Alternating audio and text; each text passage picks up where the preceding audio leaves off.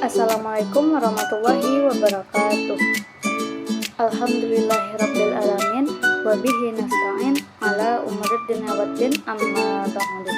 Puji dan syukur marilah sama-sama kita ucapkan kepada Allah Subhanahu wa taala yang telah memberi kita kesempatan untuk hadir masih bisa bernafas pada saat sekarang ini. Baiklah, salat beriring salam tidak lupanya kita anjung-tinggikan kepada Nabi Muhammad SAW yang telah bersusah payah menegakkan kalimat La ilaha illallah di permukaan bumi Allah. Baiklah, saya Ulfah Faizatur Rahmi dengan NIM 414040025. Di sini saya dari jurusan Tadris Matematika kelas B. Pada pertemuan kali ini saya akan membahas mengenai mata kuliah Tafsir Tarbawi dengan materinya yaitu Quran Surah Al-Saf ayat 10 sampai dengan 12. Dalam khazanah Al-Quran, jadi kita sekarang ini akan membahas Quran Surah Al-Saf ayat 10 sampai dengan 12. Adapun terjemahan dari Quran Surah Al-Saf ayat 10 sampai dengan 12 yaitu, wahai orang-orang yang beriman, maukah aku tunjukkan suatu perdagangan yang dapat menyelamatkan kamu dari azab yang pedih? Yaitu, kamu beriman kepada Allah dan Rasul-Nya dan berjihad di jalan Allah dengan harta dan jiwa. Inilah yang lebih baik bagi kamu jika kamu mengetahui. Selanjutnya, terjemahan Quran Surah Al-Saf ayat 12. Niscaya Allah mengampuni dosa-dosamu dan memasukkan kamu ke dalam surga yang mengalir di bawahnya sungai-sungai dan ke tempat-tempat yang tinggal yang baik di dalam surga Adan. Itulah kemenangan yang agung. Baiklah, itulah arti dari Quran Surah Al-Saf ayat 10 sampai dengan 12. Langsung saja kita masuk kepada asbabun nuzul Quran Surah Al-Saf ayat 10 sampai dengan 12. Para ulama tafsir seperti Al-Wahidi dan Ibnu Katsir menjelaskan bahwa ayat 10 sampai dengan 12 dari Quran Surah Al-Saf ini turun berkaitan dengan keadaan kaum muslimin pada masa awal dakwah Islam, ketika mereka menghadapi tekanan dan ancaman dari kaum musyrik. Pada saat itu, sebagian sahabat sangat ingin mengetahui amalan apa yang paling dicintai oleh Allah dan apa bentuk transaksi atau tijarah yang dapat menyelamatkan mereka dari azab Allah yang pedih. Mereka memikul beban perjuangan yang berat menghadapi peperangan, intimidasi, dan ujian yang mengancam keselamatan mereka sendiri. Dalam kondisi semacam ini, turunlah ayat ini sebagai jawaban dari Allah kepada orang-orang yang beriman yang bertanya tentang jalan keselamatan dan jalan yang paling diridhoi oleh Allah. Dalam riwayat disebutkan bahwa para sahabat bertanya kepada Rasulullah SAW tentang amalan yang paling utama dan cara agar mereka benar-benar dapat meraih kemenangan serta keselamatan dunia akhirat. Maka Allah menurunkan firman-Nya yang menyeru orang-orang beriman dan menawarkan sebuah tijarah yang sangat agung, yaitu beriman kepada Allah dan Rasul-Nya, serta berjihad dengan harta dan jiwa di jalan Allah. Penawaran ini bukan sekadar ajakan, tetapi sebagai bentuk pemuliaan Allah kepada hamba-Nya, bahwa jalan jihad dan keteguhan iman adalah investasi yang paling menguntungkan dan pasti menguntungkan dan menyelamatkan dari azab yang pedih. Selain itu, menurut sebagian riwayat yang disebutkan dalam tafsir Al-Wahidi, ayat ini juga menjadi bentuk jawaban atas keluhan sebagian kaum muslimin yang melihat kaum Yahudi memiliki kitab yang disebut-sebut sebagai tijarah menuju keselamatan.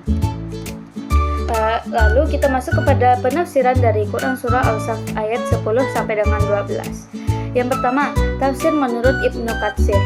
Menurut Ibnu Katsir, ayat 10 sampai dengan 12 ini menunjukkan bahwa Allah ingin memperlihatkan bagaimana Allah dengan penuh rahmat dan kelembutan menawarkan kepada orang-orang beriman sebuah tijarah atau perdagangan yang jauh lebih berharga daripada seluruh keuntungan di dunia. Istilah tijarah ini dipakai karena manusia cenderung memahami konsep dari keuntungan, sehingga Allah memperumpamakan amal iman dan jihad sebagai transaksi yang mendatangkan keuntungan yang tidak terhingga. Ibnu Katsir menjelaskan bahwa perdagangan yang dimaksud adalah beriman kepada Allah dan Rasul-Nya dengan keyakinan yang benar, serta ketaatan berjuang di jalan Allah dengan harta dan jiwa. Jihad dalam penafsiran Ibnu Katsir ini tidak hanya bermakna peperangan fisik, tetapi mencakup seluruh upaya yang dilakukan untuk membela agama melalui pengorbanan materi, tenaga, kemampuan, maupun keberanian menghadapi tantangan. Sebagai gantinya, Allah menjanjikan ampunan atas dosa-dosa dan surga yang kekal, sebuah tempat penuh kenikmatan dengan aliran sungai-sungai di bawahnya. Penutup ayat, itulah kemenangan yang besar. Menurut Ibnu Katsir, menunjukkan bahwa tidak ada keuntungan yang melebihi keselamatan dari azab Allah dan masuk ke dalam surga yang mulia. Selanjutnya kita masuk kepada tafsir menurut Al-Tabari. Menurut Al-Tabari, memandang ayat ini sebagai seruan Allah yang sangat mendalam untuk memuji keteguhan iman orang-orang yang beriman. Penggunaan kata tijarah dianggapnya sebagai pendekatan oleh Allah kepada manusia dengan bahasa yang mudah dipahami oleh manusia, yaitu bahasa keuntungan. Manusia secara fitrah selalu mencari transaksi yang menguntungkan bagi mereka, dan Allah juga menunjukkan bahwa yang paling menguntungkan, transaksi paling utama adalah pengorbanannya untuk agamanya melalui iman dan jihad. Al-Tabari menjelaskan bahwa jihad yang disebut dalam ayat ini meliputi semua bentuk keseriusan dalam mengorbankan pengorbanan seorang mukmin dan dalam menegakkan agama, baik melalui harta benda, tenaga, maupun keberanian saat menghadapi ujian. Selanjutnya kita masuk kepada tafsir menurut tafsir Al-Qurtubi.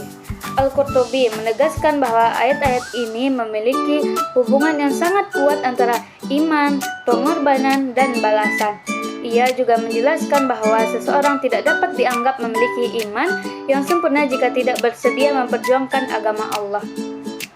Jihad menurut Al-Qurtubi bukan hanya perang, tetapi setiap usaha sungguh-sungguh yang dilakukan untuk menegakkan seruan Allah. Allah memuliakan hamba-hambanya dengan memberikan kesempatan untuk memperoleh balasan yang sangat besar. Ketika Allah menjanjikan ampunan dan surga, itu menunjukkan bahwa pengorbanan seorang mukmin tidak mungkin pernah sia-sia. Surga yang digambarkan sebagai tanaman yang dialiri sungai-sungai di bawahnya dan tempat istimewa seperti di surga ada, merupakan simbol kenikmatan yang sempurna dan kedudukan mulia.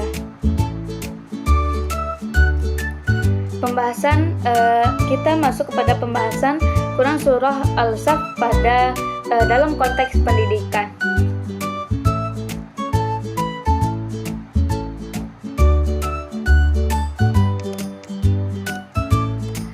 Untuk surat Al-Saf ayat 10 ini yang berbunyi,